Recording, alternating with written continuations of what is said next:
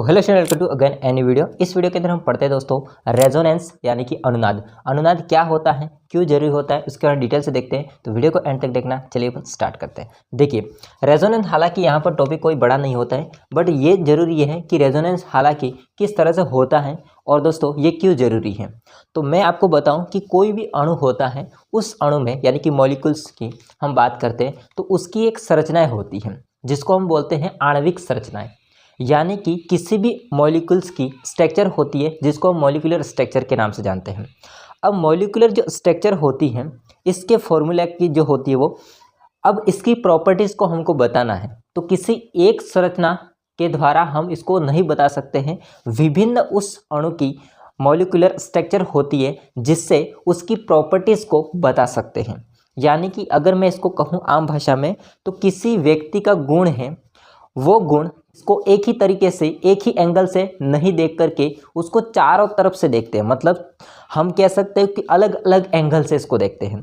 कहने का मतलब ये है कि मॉलिक्यूलर स्ट्रक्चर को हम दोस्तों, उसकी अलग अलग संरचना होती हैं और इस संरचनाओं से हम उस मॉलिक्यूल को, इसकी प्रॉपर्टीज़ को जान सकते हैं, पहचान सकते हैं।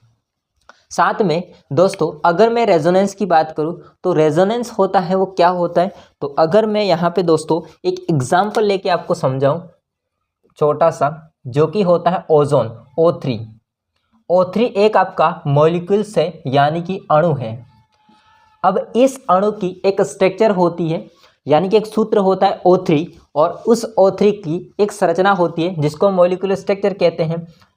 एक ऑक्सीजन से दो ऑक्सीजन जुड़े होते हैं, एक ऑक्सीजन डबल बॉन्ड से जुड़ा होता है और एक ऑक्सीजन सिंगल बॉन्ड से जुड़ा होता है। एक तो हो जाएगी स्ट्रक्चर ये, या इसकी दूसरी स्ट्रक्चर हो सकती है कि ये वाला सिंगल बॉन्ड से जुड़ा होगा अगर ऑक्सीजन, हमको पता नहीं है ना, तो ये होगा वो डबल बॉन्ड से जुड़ जाएगा। तो यहाँ पर ये जो O3 है सूत्र, O3 जो कि ओजोन का फॉर्मूला है, अब उस सूत्र की जो स्ट्रक्चर है जिसको मॉलिक्यूलर फॉर्मूला स्ट्रक्चर के नाम से जानते हैं हम लोग, इसके स्ट्रक्चर दो तरह से हम लोग बता सकते हैं, दर्शा सकते हैं या लिख सकते हैं। ये दोनों संरचना से हम ओजोन की प्रॉपर्टीज को बता सकते हैं। ठीक है, इनको कहा जाता है रेजोनेंस या रेजोनेटिंग स्ट्रक्चर। इसको कहा जाता है रेजोनेटिंग स्ट्रक्चर।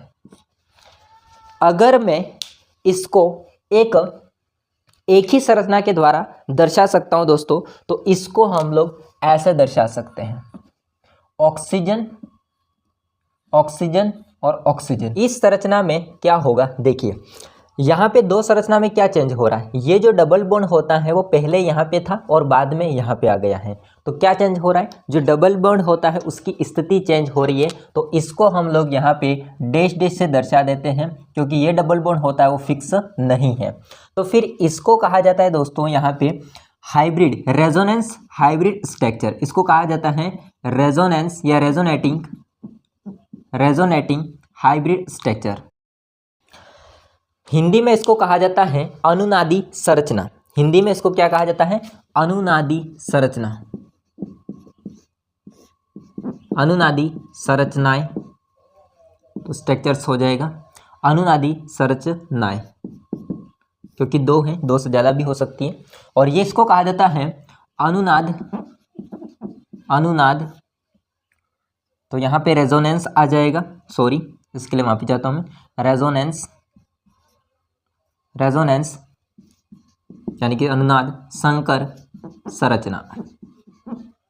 ठीक है, ये हिंदी का मतलब होता है और ये इंग्लिश हो जाएगा। देखो यहाँ पे हमने O3 होता है, इसकी जो संरचना थी, इस संरचना को हमने यहाँ पे 3 नाम दिए हैं। मतलब 3 संरचना बनाई है, नाम तो हालांकि 2 होते, 3 संरचना बनाई है।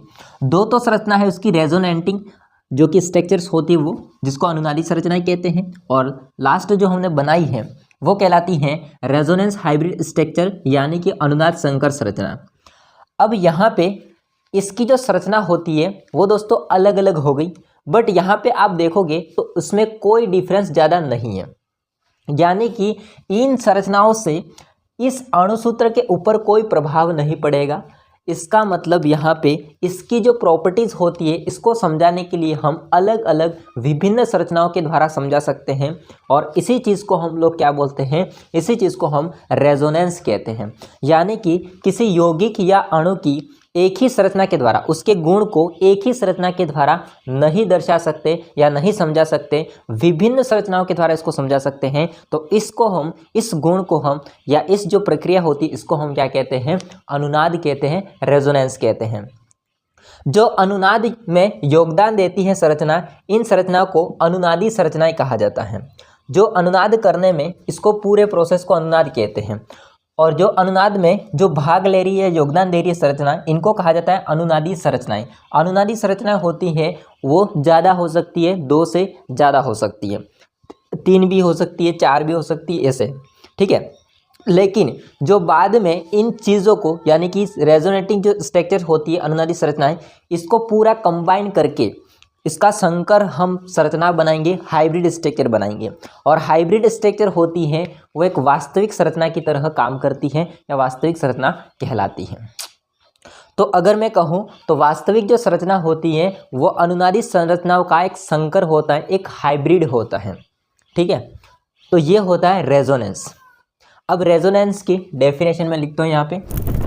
दोस्तों इसकी डेफिनेशन यहाँ पर मैंने लिखी है, हालांकि डेफिनेशन बहुत बड़ी है तो मैं शॉर्ट में भी आपको बता दूंगा। फिलहाल डेफिनेशन को पढ़ते हैं। देखिए, जब किसी यौगिक के गुण उसके किसी एक अणु की संरचना सूत्र, ये है संरचना सूत्र, ठीक है, द्वारा प्रदर्शित करना संभव नहीं हो, एक सूत्र के द्वारा, ठीक है, एक संरचना सूत्र द्वारा, परंतु 2 या 2 से अधिक, 2 या फिर 2 से ज़्यादा हो सकते हैं, 2 से अधिक संरचना सूत्रों द्वारा प्रदर्शित किए जा सकते हो, 2 या 2 से ज़्यादा संरचना सूत्रों के द्वारा इसको प्रदर्शित हम किए जा सकते हो, तो यौगिक के अणु की वास्तविक संरचना, ये है वास्तविक संरचना, ठीक है। तो वास्तविक संरचना विभिन्न संरचना सूत्रों का संकर होती है। तो भाई यहाँ पे क्या हो रहा है, ये जो संरचनाएं होती है उन सबको मिला करके हम लोग जो दर्शाएंगे वो कहलाती है संकर संरचना। क्या कहलाती है, संकर संरचना, हाइब्रिड स्ट्रक्चर कहलाती है। तथा यह गुण अनुनाद यानी कि रेजोनेंस कहलाता है।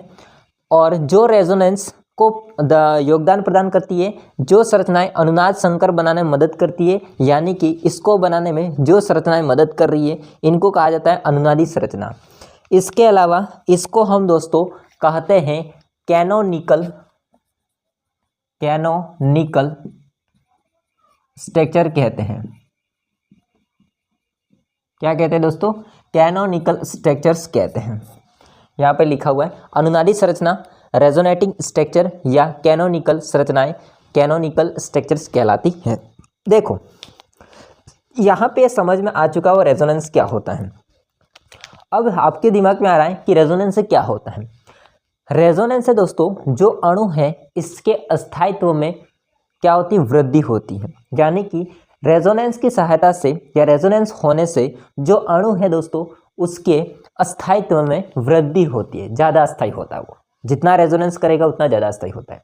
अब रेजोनेंस को जो अनुकूल परिस्थितियाँ होनी चाहिए वो मुख्य 3-4 होती है। देखो, पहली होती है दोस्तों इसमें कि जो भी संरचनाएं हैं, जो सभी संरचनाएं हैं, उन सभी संरचनाओं की ऊर्जा समान होनी चाहिए, पहली बात। दूसरी बात ये होनी चाहिए कि युग्मित और अयुग्मित, जो बंद बना रहे हैं वो इलेक्ट्रॉन और जो नहीं बना रहे वो इलेक्ट्रॉन। जो नहीं बना रहे ना इसको ऐसे दर्शाएंगे हम लोग, कैसे, 1 2 3 4 5 6 ऐसे दर्शाएंगे इसको।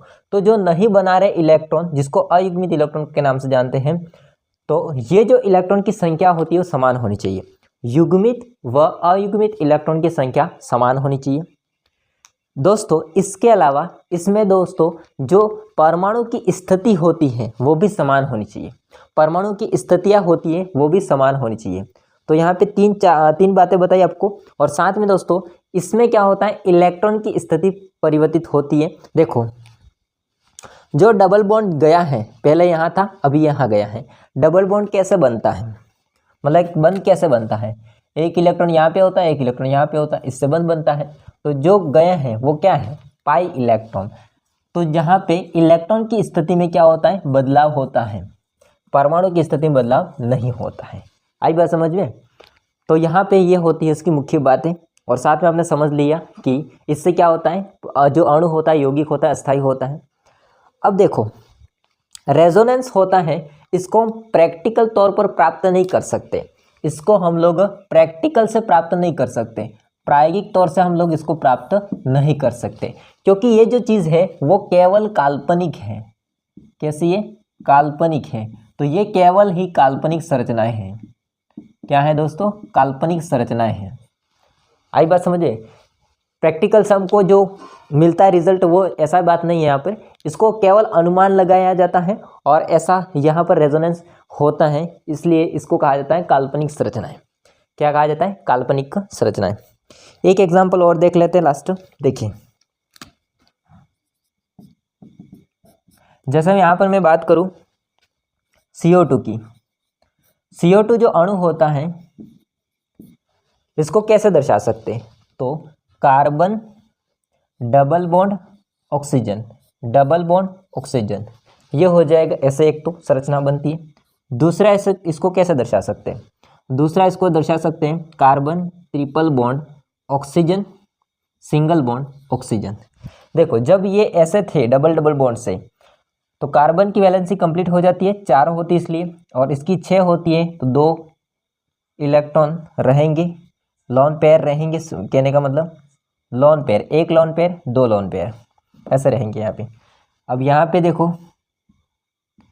इस पे हो जाएगा 6 इलेक्ट्रॉन, 1 2 3 4 5 और 1 6, इस पे हो जाएंगे 2 इलेक्ट्रॉन और प्लस हो जाएगा, इसके ऊपर माइनस हो जाता है क्योंकि इसके ऊपर ज़्यादा इलेक्ट्रॉन है 1 और इसके ऊपर कम है 1 इलेक्ट्रॉन। इस पर 1 इलेक्ट्रॉन ज़्यादा है इसलिए माइनस, इस पर कम है इसलिए प्लस। ऐसा भी हो सकता है, इसको ऐसे भी दर्शा सकते हैं, ट्रिपल बॉन्ड O, इसके ऊपर प्लस 1 2 3 4 5 6 माइनस। देखो यहाँ पे अगर देखेंगे हम CO2 की, तो यहाँ पे 3 यहाँ पे अनुनादी संरचनाएं बनती हैं। कितनी संरचनाएं बनती है? 3 अनुनादी संरचनाएं बनती है। तो यही होता है दोस्तों, इसको हम लोग CO2 की प्रॉपर्टीज़ को हम अनेक संरचनाओं के द्वारा प्रदर्शित कर सकते हैं या समझा सकते हैं, किसी एक संरचना के द्वारा नहीं दर्शा सकते। इनको कहा जाता है अनुनाद। ठीक है, अब यहाँ पे मैं आपको एग्जाम्पल देता हूँ होमवर्क की तौर पर, तो आपको ये करना है। देखिए यहाँ पे आपके लिए एग्जाम्पल हो जाएगा, एक तो आपको O2 को बताना है, एक आपको N2 को बताना है, इसके अलावा दोस्तों NO3 माइनस को बताना है, NO3 माइनस को। इतने 3 आपको एग्जाम्पल करने हैं। ठीक है, बाकी मैं यहाँ पे कहूँगा कि रेजोनेंस होता है, इसके बारे में हम डिटेल से देखेंगे ऑर्गेनिक केमिस्ट्री में। तो रेजोनेंस क्या होता है मैं बारीकी से समझाऊंगा ऑर्गेनिक केमिस्ट्री में। तो इस चैप्टर के बाद में हम लोग पढ़ेंगे ऑर्गेनिक केमिस्ट्री। तो ऑर्गेनिक केमिस्ट्री में रेजोनेंस के बारे में डिटेल से देखते हैं। बाकी इस वीडियो में ये टॉपिक था इसलिए मैंने आपको बता दिया। आई होप को सारा समझ में आया होगा। वीडियो पसंद आया तो लाइक करना, चैनल को सब्सक्राइब नहीं कर देना। मिलते हैं नेक्स्ट वीडियो में, तब तक के लिए जय हिंद, वंदे मातरम।